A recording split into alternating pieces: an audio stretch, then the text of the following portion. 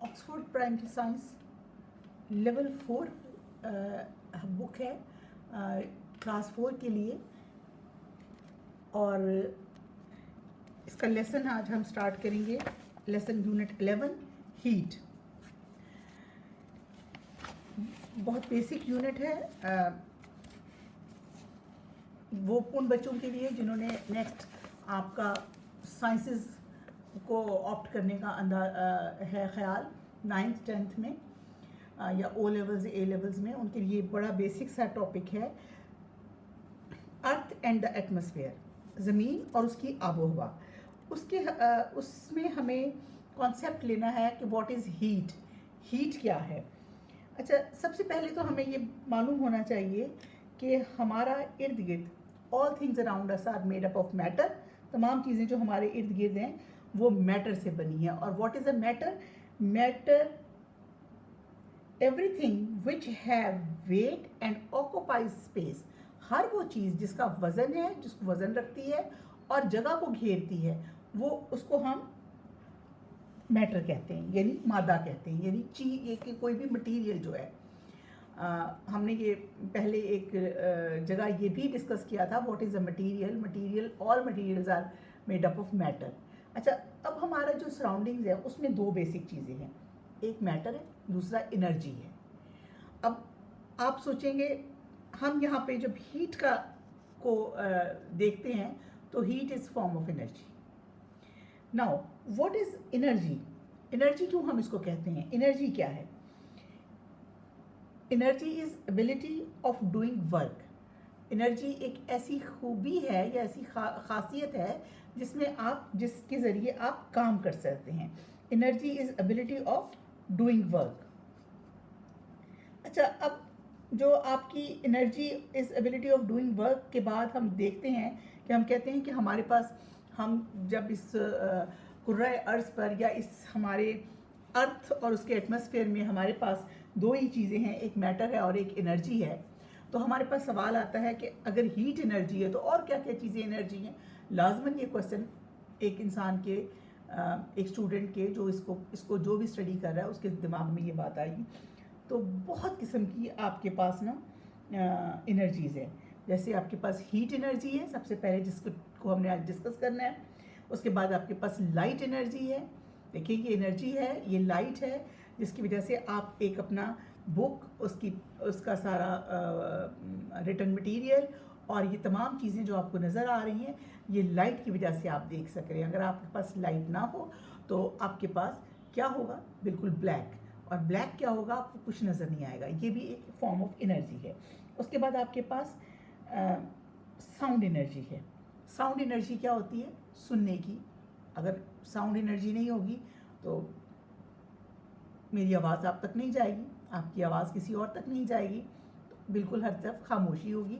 बहुत सारी चीज़ें ऐसी इस एनर्जी से हम, और बहुत सारी बेसिक चीज़ें, जैसे आपने कई दफ़ा सुना होगा कि साउंड थेरेपीज स्टार्ट हो गई हैं। आवाज़ की उससे अल्ट्रासाउंड से आपको साउंड थेरेपीज़ दी जाती हैं। लोगों की जब चोट लगती है या प्लेयर्स को चोट लगती है तो उनको अल्ट्रासाउंड थेरेपीज़ दी जाती हैं। तो वो, इसके बाद जो एक इम्पॉर्टेंट है जिसका रिलेशनशिप हमारा आज के लेसन से है, वो है kinetic energy. Kinetic means movement energy, ऐसी एनर्जी जिसकी वजह से आप मूवमेंट करते हैं। और एक होती है पोटेंशियल एनर्जी। ये तमाम एनर्जीज हैं। पोटेंशियल मीन्स छुपा हुआ। हम अक्सर, आप एक वर्ड सुनते हैं, हम कहते हैं इसमें इतना पोटेंशियल ही नहीं है कि आप ये काम कर सके। पोटेंशियल में ना मख्फी, यानी छुपा हुआ उसके अंदर। Kinetic energy, moving energy. आपके पास जितना मैटर है, जितनी चीज़ें हैं। अच्छा, काइनेटिक एनर्जी जो है ये बड़ी इम्पॉर्टेंट है। इसके ऊपर पूरी काइनेटिक थ्योरी ऑफ मैटर है। काइनेटिक मैटर मादे को कहते हैं, मैंने अभी आपको बताया। What is a matter? Everything which have weight and occupy space is called matter, and all things around us are made up of matter. Matter क्या है? Solids, liquid, gases, all forms. ये जितनी भी चीज़ें हमारे इर्द गिर्द नज़र आती हैं, सॉलिड हैं, हवा है, गैसेस हैं, या आपके इर्द गिर्द फर्नीचर है, जो भी चीज़ें आप देखते हैं, ये तमाम की तमाम मैटर से बनी हैं। तमाम मैटर के अंदर एक एनर्जी होती है। इस एनर्जी को हम कहते हैं काइनेटिक एनर्जी। काइनेटिक एनर्जी के लिए इसीलिए एक थ्योरी है, kinetic theory of matter. Kinetic theory of matter क्या है? Kinetic theory of matter states that consist of all things, all matter is consist of matters or molecules.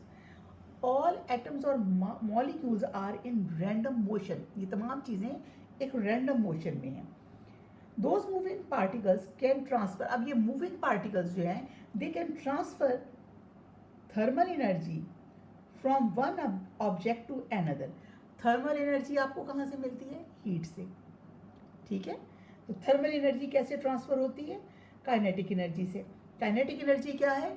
आपके तमाम मादा जो कि आपका किससे बना है? एक स्मॉल पार्टिकल जिसको आप एटम कहते हैं, दो या दो से ज़्यादा एटम मिलके एक मॉलिक्यूल बनाते हैं, इनसे मिलकर बना है। जब वो मादा आपका मूव करता है तो उससे एनर्जी एक जगह से दूसरी जगह ट्रांसफ़र होती है। छोटी सी एग्जांपल देखिए कि जैसे आपके पास एक हैमर है, हथौड़ी है, आपने उसको टेबल पे रखा हुआ है। उस टाइम उसके अंदर काइनेटिक एनर्जी क्या है? ज़ीरो है, बिल्कुल मूवमेंट नहीं है। लेकिन अब आपने उसको ऊपर उठाया और ऊपर उठाकर आपने कील ठोकने की कोशिश की। आपने उसको जितना उठाएंगे और उसको पुश करेंगे कि नेल को, तो उसने वो किस चीज़ से किया? काइनेटिक एनर्जी से। यानी उसके अंदर एक मूवमेंट आई, वो आपकी काइनेटिक एनर्जी है। जो बर्ड्स हवा में उड़ रहे हैं वो काइनेटिक एनर्जी है। जब आप बॉल को किक मारते हैं तो वो काइनेटिक एनर्जी है। ठीक है, ये तमाम चीज़ें काइनेटिक एनर्जी हैं। और आप पानी के अंदर जो आपको तेज़ तेज़ लहरें नज़र आती हैं, पानी बहता हुआ महसूस होता है, ये एक काइनेटिक एनर्जी है। ये मैंने आपको इसलिए एग्जांपल दी है कि मैंने अब हीट एनर्जी को भी आपको बताना है कि हीट एनर्जी क्या चीज़ है और हीट एनर्जी कैसे ये काइनेटिक एनर्जी थर्मल एनर्जी को ट्रांसफ़र करती है एक चीज़ से दूसरी चीज़ में। ये हमने पढ़ लिया। Energy is ability of doing work. जैसे आप गेम करते हैं तो ये आप एनर्जी सर्व करते हैं। इसका मतलब है एबिलिटी ऑफ डूइंग वर्क, आपका खड़ा होना, आपका बैठना, ये तमाम चीज़ें एक एनर्जी इनके लिए चाहिए। और इस सब के लिए heat is form of energy. जब आप खाना खाते हैं, आप क्यों खाना खाते हैं? हम खाना खाते हैं ताकि हमें एनर्जी मिले। एनर्जी जो हमें बॉडी में मिलती है वो हमें एक्चुअली हीट एनर्जी मिलती है, वो हमारे बॉडी को जो गर्म रखती है। अच्छा, अब जो है एक्चुअली जो हीट है ये कैसी एनर्जी है? हम इसको जब थर्मल एनर्जी के साथ कंपेयर करते हैं तो हम कहते हैं कि heat is a mode of transfer of energy. ये जो हीट है ये एक मोड है, एक ज़रिया है एनर्जी को ट्रांसफ़र करने के लिए। जितनी एनर्जी आप बढ़ाते हैं, जितनी आप हीट बढ़ाते हैं, उतनी किसी भी बॉडी के अंदर काइनेटिक एनर्जी बढ़ जाती है। काइनेटिक एनर्जी क्या होती है? Moving energy. जैसे आप सपोज़ करें कि आपने किसी पत्थर को धक्का देके आप पहाड़ी पर ले गए हैं या ऊंची जगह पर ले गए हैं और वहाँ से आपने उसको छोड़ दिया। जब वो पत्थर आपका ज़मीन पर था तो उसके अंदर ज़ीरो काइनेटिक एनर्जी थी, लेकिन जब आप उसको पुश करके ऊपर लेके आए तो उसके अंदर एक काइनेटिक एनर्जी उसके अंदर स्टोर हुई। जब उसको छोड़ा तो उसने नीचे ज़मीन पर गिर के उस एनर्जी से खड्डा डाल दिया, उसकी तोड़ फोड़ कर दी। जैसे मैंने हथौड़ी की मिसाल दी कि उसने कील ठोक दिया, ये आपकी काइनेटिक एनर्जी है। अच्छा, इस लेसन को जब हमने आगे पढ़ना है तो हमें चीज़ सामने आनी है कि काइनेटिक एनर्जी हीट और टेम्परेचर। What is temperature? ठीक है, ये हमने एक चीज़ देखनी है। टेम्परेचर होता है दर्जा हरारत। दर्जा हरारत क्या चीज़ है? आप किसी चीज़ को हाथ लगाते हैं, छूते हैं और अंदाज़ा करते हैं ये गर्म है, ये ठंडा है। ठीक है, ऐसा ही है ना। आपके पास एक फ्रिज के अंदर बॉटल पानी की पड़ी हुई है और एक बाहर ग्लास में पानी पड़ा हुआ है, तो आप उसको बॉटल में से पानी निकाल के ग्लास में डालें तो आप कहेंगे it is a cold water, और जो आपका उस पर टेबल पे पानी पहले से बाहर पड़ा है it is a hot water, गर्म पानी है वो बनिस्बत उसके। तो वो जो दोनों पानी है जिसके जो कि आपने फ्रिज से निकाला और जो आपका बाहर टेबल पे पड़ा है, यहाँ इसको भी डिस्कस कर ले कि जो फ्रिज में पानी पड़ा है उसके अंदर उसके एटम्स की जो मूवमेंट है वो बहुत स्लो होती है। जिसकी एग्जांपल आप यूँ देखिए कि आपने फ्रिज में से एक पानी निकाला, ग्लास आपका पड़ा था, उसको आपने टेबल पे रख दिया और ऑलरेडी एक आपके पास टेबल पे ग्लास पड़ा हुआ है, ठीक है। तो आपने क्या करना है, जो टेबल पे ग्लास पड़ा हुआ है उसके अंदर और आपके जो फ्रिज से ग्लास पानी का निकाला उसके अंदर आपने एकदम 2 ड्रॉपर इंक के डालने इकट्ठे। आप महसूस करेंगे, आप खुद ही नज़र आ जाएगा, जो पानी आपका बाहर टेबल पे पड़ा हुआ है उसमें इंक जल्दी से डिज़ोल्व होगी, क्योंकि उसका पानी का टेम्परेचर ज़्यादा था, दर्जा हरारत ज़्यादा था, और जो फ्रिज से निकाला उसका कम था। उसके अंदर kinetic energy, movement of atom और मॉलिक्यूल एनर्जी बहुत कम थी, लेकिन जो ग्लास था उसके अंदर मूवमेंट ऑफ मॉलिक्यूल्स ज़्यादा तेज़ी से थे और वो तेज़ी से रैपिडली उसको ऊपर नीचे मूव कर रहे थे। और उसकी मूवमेंट से क्या हो रहा था कि वो जब मूव हो रहे थे तो उसके अंदर जब कोई नया पार्टिकल डाला, हमने कलरफुल ब्लू इंक इसलिए डाली कि हमें उसकी मिक्सिंग नज़र आए। अगर आप उसमें ठंडा पानी भी डालेंगे तो भी वो इतनी ही तेज़ी से मिक्स होगा। ये आपका काइनेटिक एनर्जी की वजह से चीज़ों में हीट एक जगह से दूसरी जगह ट्रांसफ़र होती है। यानी आपने एक, देखिए छोटी सी मिसाल देखिए, आपने ठंडा फ्रिज का पानी निकाला और उसको आपने बाहर टेबल पे रख दिया। उसके साथ बाहर से जब गर्म हवा, हमेशा गर्म चीज़ ठंडी की तरफ जाती है, बाहर से टकराएगी और वो जो आपकी एनर्जी ग्लास को ट्रांसफ़र होगी, उसके नतीजे में ग्लास की जो ठंडक है वो बाहर वाली हवा को मिलेगी। तो हवा की उससे कंडेंसेशन स्टार्ट हो जाएगी और आपको ग्लास के इर्द गिर्द पानी नज़र आएगा। ये भी काइनेटिक एनर्जी की वजह से है। Kinetic energy is a movement of molecules और एटम इन अ सब्सटेंस, और इसका ये डिपेंड कर रही होती है काइनेटिक एनर्जी किसी भी चीज़ में उसके मैटर की मिकदार पे। जितना ज़्यादा मैटर होगा उतनी काइनेटिक एनर्जी उसमें ज़्यादा होगी, हीट पे डिपेंड नहीं कर रही होती। थोड़ा सा मैं ये भी आपको एक बताती चलूँ। आप देखिए आपके पास आपने जो एवरेज मॉलिक्यूल्स की मूवमेंट है, एवरेज क्या होती है, हर जितने भी मॉलिक्यूल्स हैं उनको आपने गिन के उसको, मतलब एक एग्जांपल है कि उनको सबको हमने बनाया, निकाला और निकाल के उनको गिन के उनको उस पर डिवाइड, एवरेज ऐसे ही करते हैं ना, टोटल नंबर्स के ऊपर डिवाइड कर देते हैं। यानी क्लास में 5 बच्चे हैं, हर बच्चे ने जितने जितने नंबर लिए हैं, एक ने 2 लिए, एक ने 3 लिए, एक ने 4 लिए, एक ने 5 लिए। अब 2, 3, 4, 5 को आप आपस में प्लस करेंगे और वो 5 बच्चों के नंबर हैं उसको 5 पे डिवाइड कर देंगे, तो आप कह सकते हैं हर बच्चे ने एवरेज इतने मार्क्स लिए। ठीक, अब जो एवरेज काइनेटिक एनर्जी है, एवरेज काइनेटिक एनर्जी जो है वो जिसके अंदर वॉल्यूम ज़्यादा होगा, एक आपके पास टब है पानी का और एक ग्लास है, आप बताएं अब एवरेज काइनेटिक एनर्जी टब के पानी की ज़्यादा होगी या ग्लास के पानी की ज़्यादा होगी, भले से ग्लास गर्म हो, क्योंकि उसके अंदर मॉलिक्यूल्स ज़्यादा हैं, उनकी मूवमेंट्स भी ज़्यादा हैं, उनके अंदर रैंडम मूवमेंट भी ज़्यादा है, तो जाहिर है कि उसकी आपकी काइनेटिक एनर्जी ज़्यादा होगी। बड़े पत्थर की काइनेटिक एनर्जी ज़्यादा होगी बनिस्बत छोटे पत्थर के। अगर आप बड़ा पत्थर ऊपर से फेंकें तो वो कम एनर्जी, कम चीज़ आपकी ज़मीन को देगा, लेकिन अगर आप छोटा सा फेंकते हैं, आप बहुत बड़ा फेंकते हैं तो वो ज़्यादा देगा, छोटा फेंकते हैं तो वो कम देगा। ऐसे ही अगर आप बड़ी हथौड़ी से कील ठोकेंगे तो आपका कील कम फोर्स लगा के चला जाएगा अंदर। हाइट से जब आपने उसको ठोका है और आप हथौड़ी को ऊंचा लेकर गए तो उसके अंदर ऊपर से नीचे आते हुए मूवमेंट के लिए एक काइनेटिक एनर्जी जो आई है, वो जितना ज़्यादा मैटर था उतनी ही एनर्जी बढ़ गई। अगर आपको ये बात आसानी से समझ आए तो बहुत अच्छी बात है। हमने क्या पढ़ा है कि एक हीट है, एक हमने हीट जो है वो फॉर्म ऑफ एनर्जी है, ठीक है। हीट जो है it is mode of transfer of energy है, ठीक। और हम ये देख रहे हैं mode of transfer of energy जो है वो हमने क्यों है, काइनेटिक एनर्जी की वजह से। यहाँ देखिए ये Do you remember? Kinetic energy is the energy of motion. Moving objects having kinetic energy. They have more kinetic energy if they are moving faster and less kinetic energy if they are moving slower. ठीक है, अगर तो वो slow move कर रहे हैं, ये देखिए ये एक बीकर है, उसके अंदर ठंडा पानी है. Before heating at room temperature, after heating और आफ्टर कूलिंग. ये इसके अंदर आपको उन्होंने मॉलिक्यूल्स दिखाए हैं, सिर्फ आपको समझाने के लिए शो किए हैं ये मॉलिक्यूल्स की फॉर्मेशन. आप देखिए इसके अंदर मॉलिक्यूल्स कितने डेंस हैं.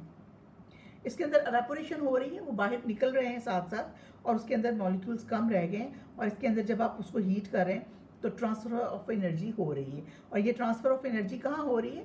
फिज़ा में हो रही है. आपके इर्द गिर्द अगर आपके पास घर के करीब अगर एक ऐसा बर्नर लगा हुआ हो, ईंटों का भट्टा लगा हुआ हो, तो ईंटों के भट्टे में ईंटें पक रही हों, तो आपके घर में गर्मी होगी या सर्दी होगी?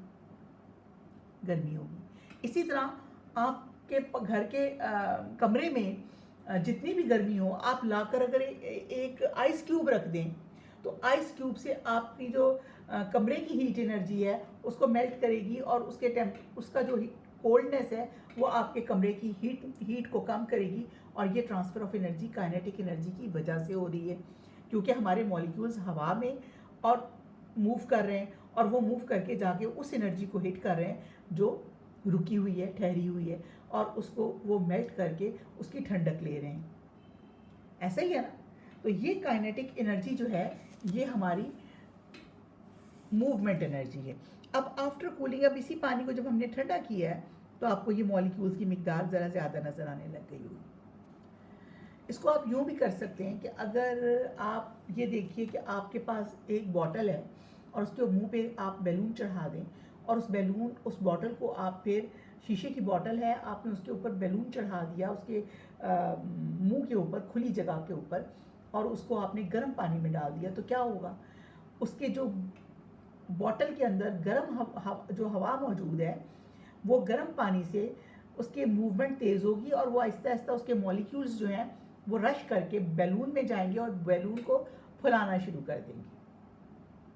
जब आप बैलून फुलाते हैं, सादा सा देखिए, जब आप बैलून फुलाते हैं, मुंह से हवा उसमें डालते हैं, तो बुनियादी तौर से आप हवा की मूवमेंट तेज़ी से बैलून के अंदर पुश करते हैं. ये तो नहीं आपके अंदर की हवा निकल के उसके अंदर चली गई.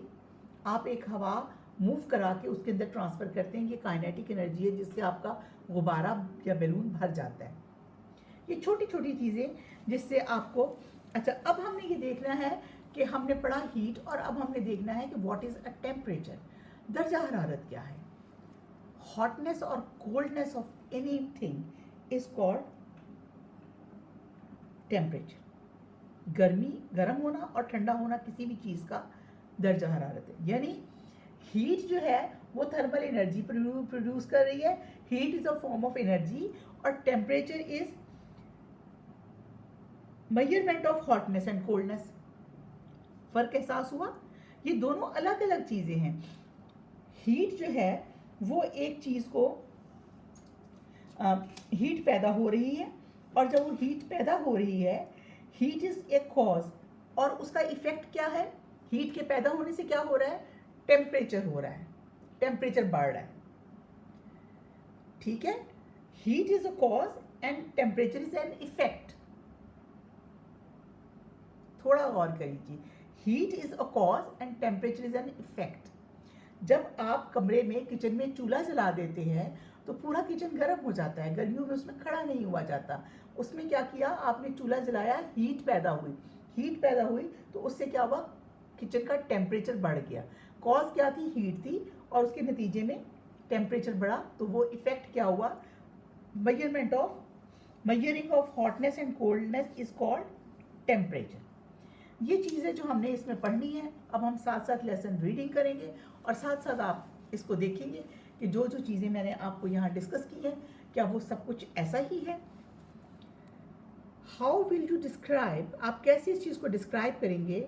What you feel in your touched an ice cube wrapped in a piece of paper, towel or a cup of hot tea. अगर आपके पास एक आइस क्यूब हो, एक तौलिए में लिपटी हुई है टॉवल में, और एक पेपर में लिपटी हुई है, और एक आपके पास कप ऑफ टी है, तो आप कहेंगे you will probably use word like hot और कोल्ड. आप प्रोबेबली वर्ड्स कौन से यूज करेंगे? Tea is hot and ice is cold. और temperature and heat to describe it. और टेम्परेचर का वर्ड यूज करेंगे कि इसका टेम्परेचर ज़्यादा है, इसका टेम्परेचर कम है, और हीट बढ़ गई है या कम हो गई है, इसको डिस्क्राइब कर रही है. सम पीपल थिंक, कुछ लोग सोचते हैं that heat is and temperature means the same thing. ठीक है, यही हमने डिस्कस किया. Heat and temperature is not a same thing. Heat is energy, temperature is measuring of hotness and coldness. उसका पैमाना है, सिर्फ नापने की चीज है. In scientific language, they are two different things. कि ये दोनों मुख्तलिफ, हीट और टेम्परेचर दोनों मुख्तलिफ चीज़ें हैं.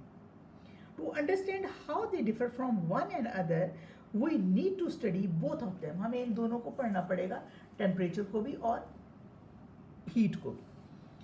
अच्छा, all matters is made up of atom. तमाम चीज़ें एटम से बनी है, मॉलिक्यूल्स और एटम से बनी है. Everything which has weight and occupies space, तमाम चीज़ें जिसका वजन है और वो जगह घेरती हैं, वो किस चीज़ से बनी हुई है? मैटर से. Matter is made up of tiny invisible particles called atom. और मैटर जो है वो टाइनी इनविजिबल पार्टिकल्स से मिलकर बना है, जिसको आप एटम्स कहते हैं, छोटे छोटे atoms. Atoms are the smallest particle of matter. These particles keep moving all the time. ये जो particles हैं, atoms जो हैं, वो हर वक्त move करते रहते हैं. However, they do not all move at the same speed. ये तमाम के तमाम same speed से move नहीं कर रहे. हर एक की movement अलग अलग है. Some particles move faster and some move slower. जैसे हम कहते हैं गैस के particles ज़रा फास्टली मूव, रैपिडली मूव करते हैं लिक्विड से, और सॉलिड के उससे भी कम करते हैं. इसी तरह इस पर एक चीज़ इफेक्ट करती है जिसको हम कहते हैं हीट. जब हीट एनर्जी उस पर इफेक्ट करती है तो एटम्स की जो मूवमेंट है वो और ज़्यादा चेंज हो जाती है. However, they do not all move at the same speed. Some particles move faster and some move slower. When we heat an object, जब किसी भी चीज़ को हम गर्म करते हैं, its particle starts moving faster. When we cool an object, जब हम किसी चीज़ को ठंडा करते हैं, its particles move slower. इसकी मूवमेंट कम हो जाती है. जैसे अब ये देखिए, अब ये तो है, हमने पढ़ा है हीट. अब हम देखने लगे हैं what is a temperature. Temperature is the measure of average kinetic energy of atom. ये एग्जैक्ट साइंटिफिक डेफिनेशन है. टेम्परेचर क्या है? नापना एवरेज काइनेटिक एनर्जी एटम की. किसी भी, अब ये ग्लास ऑफ वाटर है, इसके अंदर जो एटम है इनकी एवरेज, यानी एवरेज आप एक नहीं होती, एवरेज सारे एटम्स की होगी. कि इसमें सपोज करें 1000 एटम है या 1,00,000 एटम है, तो आप उन सब की जो एनर्जी है उनको उनकी जो एवरेज निकाल के उसको आप कहेंगे this is a temperature of this glass. ठीक है, this liquid. Which of these do you think has more kinetic energy? ये आपका रेफ्रिजरेटर में एक ग्लास पड़ा है और ये आपका बाहर पड़ा है, जिसमें आपकी हीट की वजह से मूवमेंट तेज होगी एटम्स की. लाजमी बात है कि उसके अंदर आपकी काइनेटिक एनर्जी भी ज़्यादा होगी.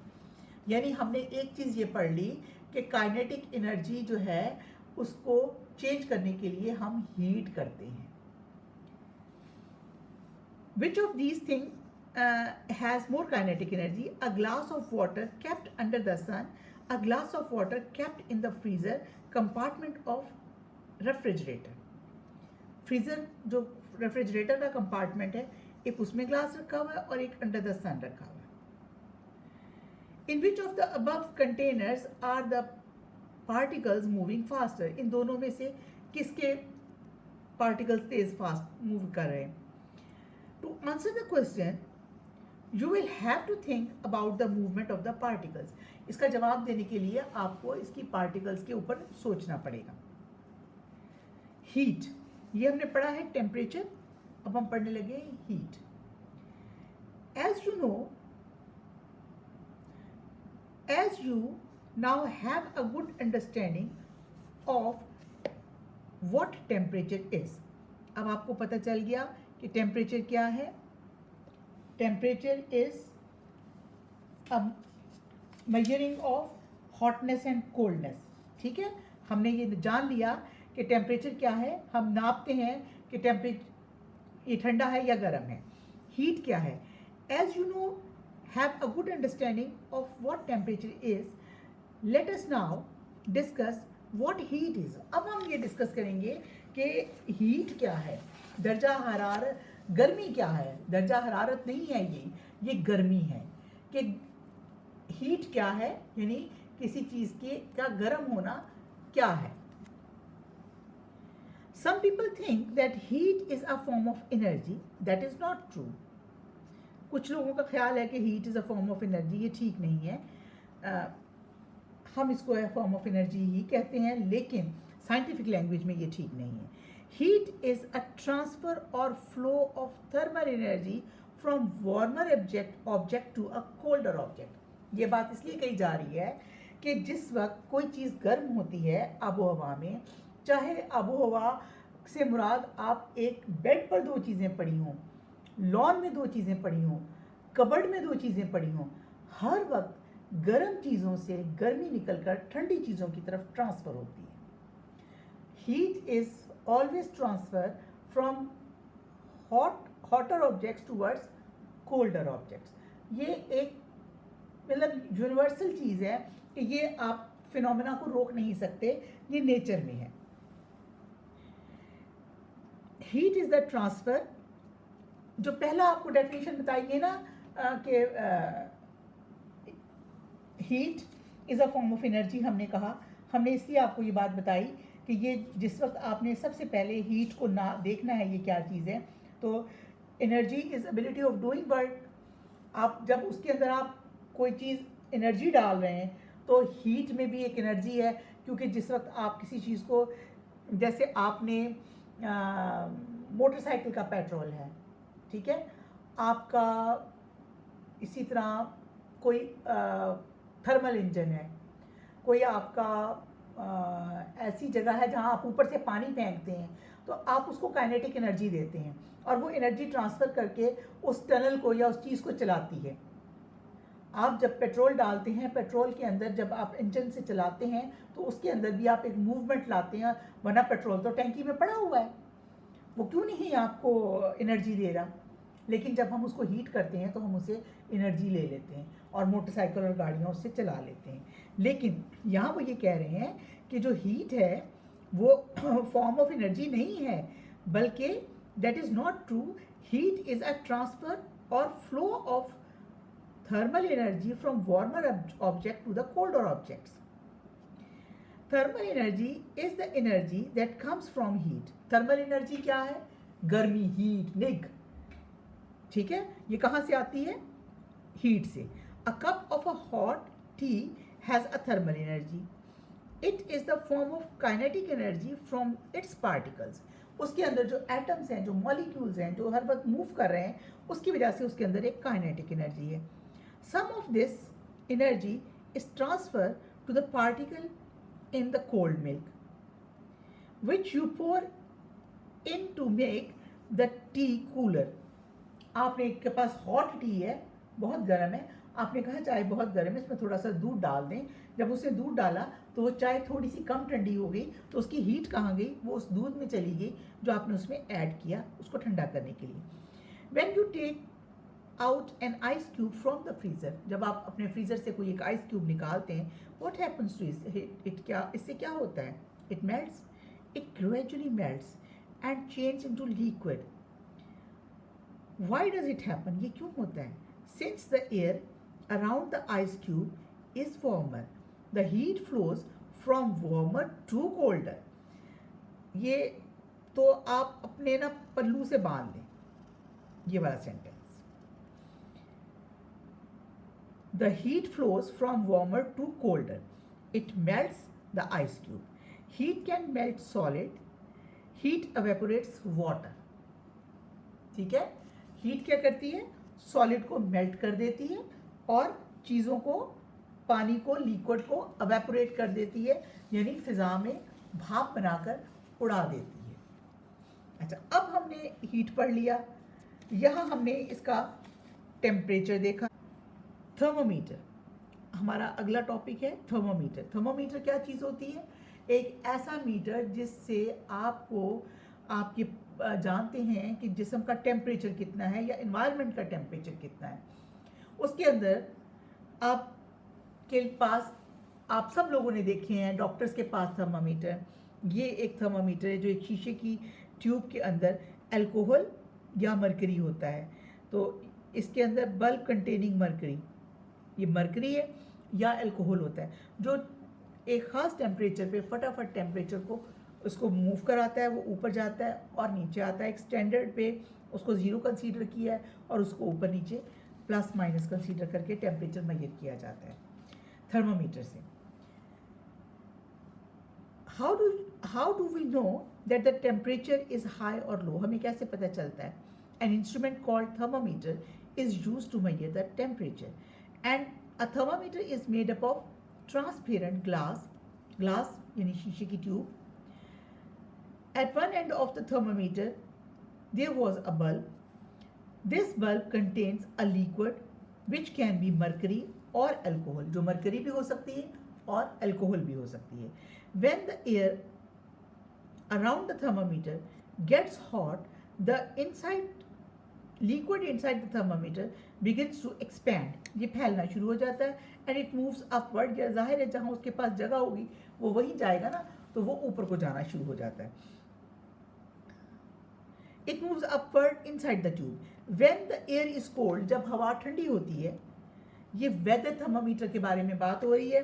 इसके अंदर आपके वेदर की चेंज के साथ साथ इसका जो ये मरकरी है ये रुकता नहीं है, लेकिन जिससे डॉक्टर्स ह्यूमन टेम्परेचर लेते हैं उसका मरकरी जब तक आप उसको दोबारा झटकते नहीं हैं, हाथ से प्रेशर डाल के उसको नीचे नहीं लाते, वो नीचे नहीं आता। लेकिन अब वो दूसरे थर्मामीटर भी आ गए हैं जिसमें आप ह्यूमन टेम्परेचर भी लेते हैं, तो आपको दोबारा उसका मरकरी नीचे नहीं लाना पड़ता। When the air is cold, the liquid contracts and move downward.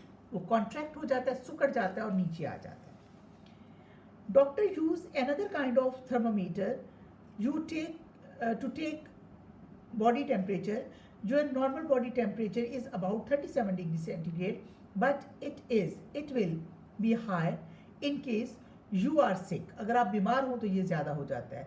Your temperature stage the same whether the day is very hot और वेरी कोल्ड। अगर गर्म मौसम बहुत गर्म हो या बहुत ठंडा हो, आपका इंटरनल टेम्परेचर 37 होना चाहिए। इससे बढ़ेगा तो आप बीमार हो जाएंगे, कम होगा तो भी आप बीमार होंगे। Can you think why that is so?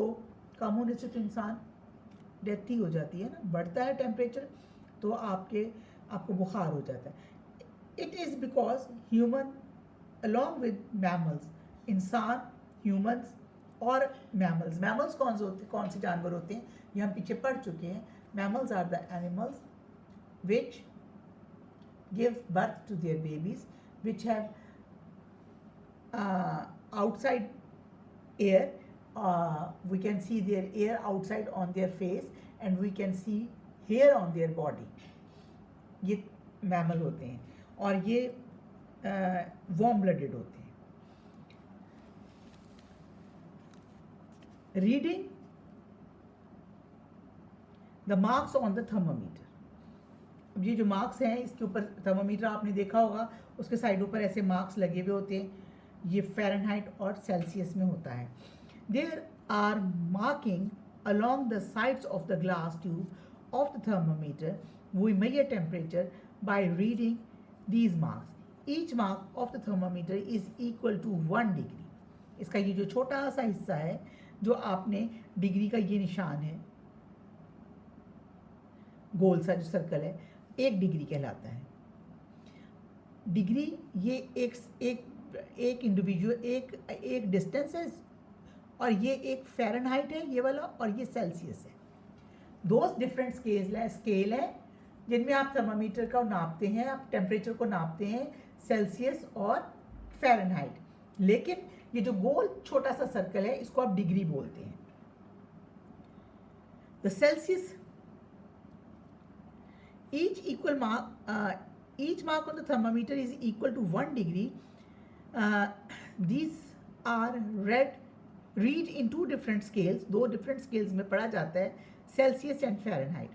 The Celsius scale is also called centigrade, and we write it like degree centigrade.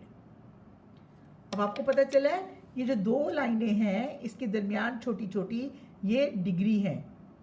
ये इस साइड पर जो हमारे मार्क्स हैं वो आपके सेंटीग्रेड या सेल्सियस के हैं, इस साइड जो आपके मार्क्स हैं वो फ़ारेनहाइट के हैं। जब 0 डिग्री सेंटीग्रेड होता है तो 32 डिग्री फ़ारेनहाइट होता है।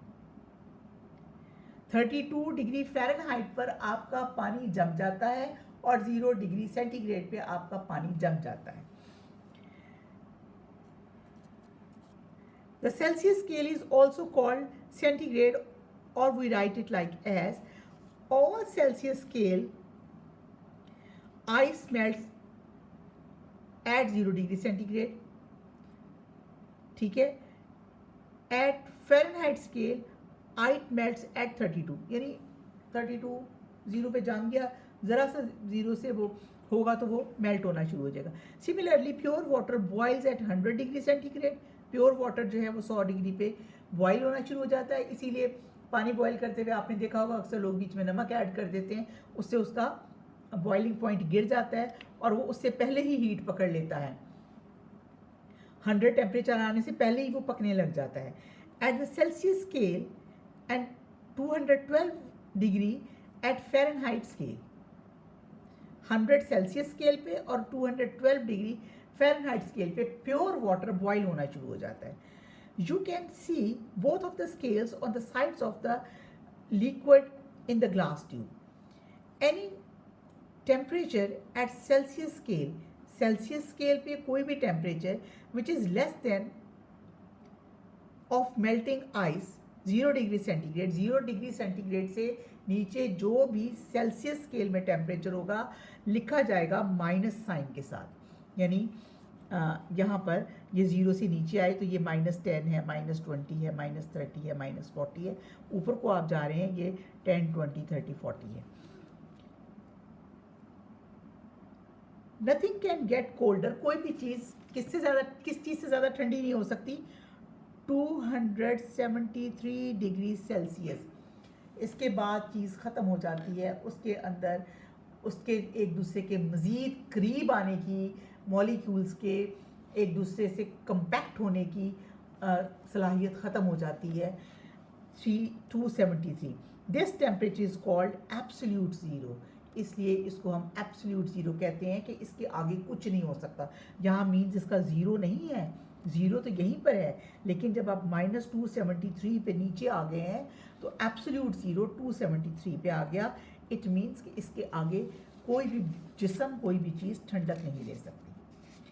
अब हम आएंगे अपनी एक्सरसाइज पे।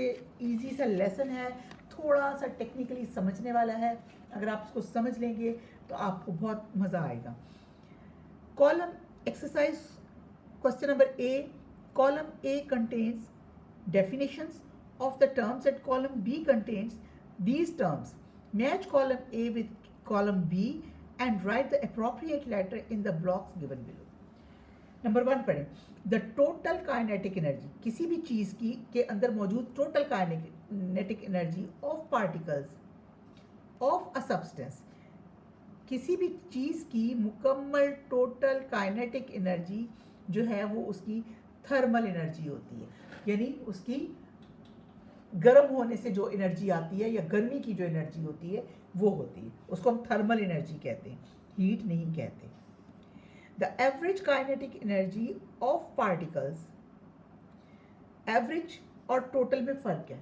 यहाँ ये देखिए टोटल क्या होता है, आपने जैसे एक बच्चे के, वही मैं एग्जांपल दोबारा दूंगी, एक बच्चे क्लास में 5 स्टूडेंट्स हैं, एक के 2 मार्क्स आए, एक के 3 आए, एक के 4 आए, एक के 5 आए, एक के 6 आए, और इन तमाम को आपने 2 3 4 5 6 को जमा किया तो ये टोटल मार्क्स आ गए कि क्लास ने टोटल इतने मार्क्स लिए। लेकिन अगर आप उनको 5 पे डिवाइड कर देंगे तो मार्क्स सबके कम हो जाएंगे, तो इसका मतलब है वो एवरेज मार्क्स हो जाएंगे। The average kinetic energy of particles of a substance,